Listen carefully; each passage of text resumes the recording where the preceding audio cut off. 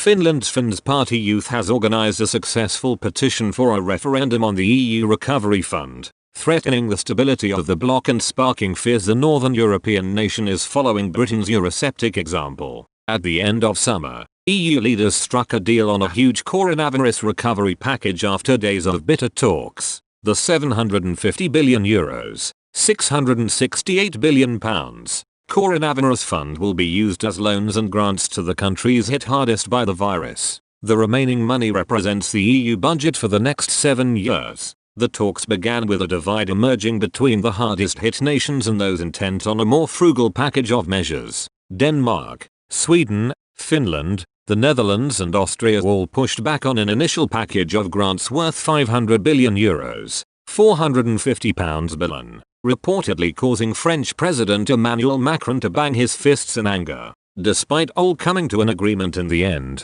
there already seems to be serious bumps on the road. The youth wing of Finland's Finns Party has organized a successful petition for a referendum on the EU's stimulus package, threatening the stability of the bloc. In just 5 days, the group obtained enough signatures for the petition to move to the next level. Since 2012, any citizens' initiative that collects at least 50,000 certified signatures from Finnish citizens must be considered by the legislature. While the petition acknowledges that the recovery fund is justified due to the economic collapse, it argues that its effects reach significantly further and more broadly than warranted by the coronavirus crisis. It added that the package is a highly significant entity from a national standpoint, whose economic and societal impacts require broad approval from the people. Finland, whose economy has so far weathered the storm better than most countries in the EU, is responsible for €6.6 billion, £6.01 billion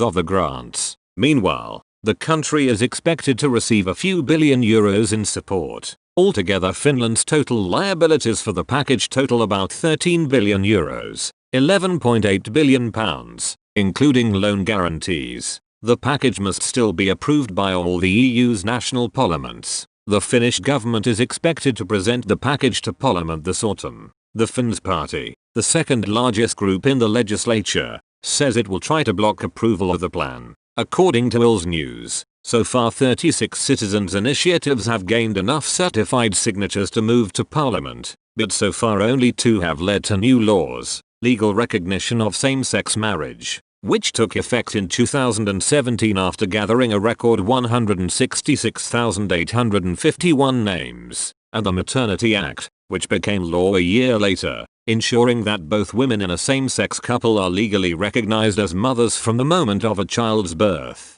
Earlier this month, Finnish MEP Laura Huhtasaari erupted into an explosive rant against European Commission President Ursula von der Leyen, criticizing her defense of the Union despite the bloc's repeated violation of the law. Ms. von der Leyen hailed the European Union's management of the coronavirus pandemic as a success and urged the EU 27 to come together to form a stronger union as she denounced attempts from member states to violate the rule of law. But Ms. Huhtasaari quickly pointed out the EU chief could not give lessons to the members after the bloc broke its own rules in a bid to secure support for its recovery fund. Ms. Huhtasaari said, "Madam von der Leyen is wrong. The EU did not succeed. The EU broke the rules. No matter how much von der Leyen is trying to convince us she is better than us EU critics politicians, she broke the no bailout rule. We didn't. A community that does not follow its own rules has no credibility. The EU is a hypocrite," she continued. What Europe needs now is immediate tariffs on Chinese imports following the example of the United States to save its own industrial production and the European way of life.